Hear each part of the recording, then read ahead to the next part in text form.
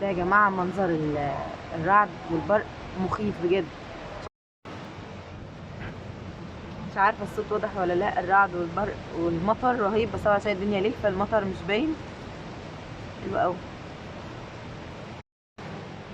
بسم الله الرحمن الرحيم. شايفين الرعد والبرق عامل ازاي؟ معرفش عندكم عامل ازاي. انا هنا من محافظة الدقهلية المنصورة. سبحان الذي يسبح باسمه كل شيء. شوفوا الرعد رهيب ومنظر البرق مخيف جدا. حلو قوي قوي. المطر مش باين طبعا علشان الدنيا ليل. احنا بعد المغرب اهو، فالدنيا طبعا ليلت.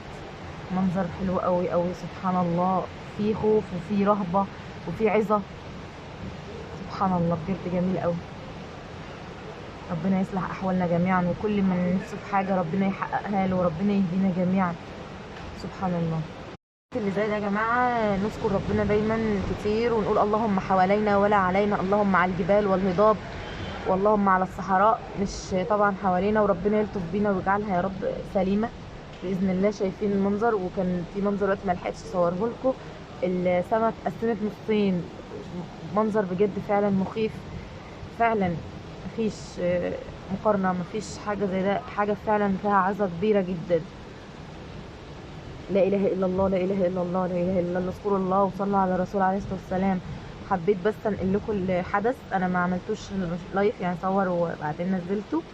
بصوا الجمال. لا اله الا الله، لا اله الا الله. السماء مغيمه جدا. بصوا المنظر البرق عمل ازاي. لا اله الا الله. كل سنه وانتم طيبين. الشتاء بيعلن عن قدومه. انا عندي الشتاء شديد جدا لدرجه ان في قطع ثلج دخلت عندي في البلكونه. دنيتكم نظامها ايه؟ شفتوا السما نورت ازاي؟ كاننا في عز النهار. اللهم صيبا نافعا، اللهم صيبا نافعا. دايما اذكروا الله ساعة المطر وابواب السماء مفتوحة، وادعوا بكل اللي نفسكم فيه ولولادكم ولاهلكم ولكل الناس. ادعوا يا رب يا رب يا رب يا رب يا رب لكل الناس، لكل المشاهدين والعالم بحقه يا رب. يحقق لكل واحد امانيه يا رب، واشفي كل من ضاق عليه مرضه. كل سنة وانتم طيبين.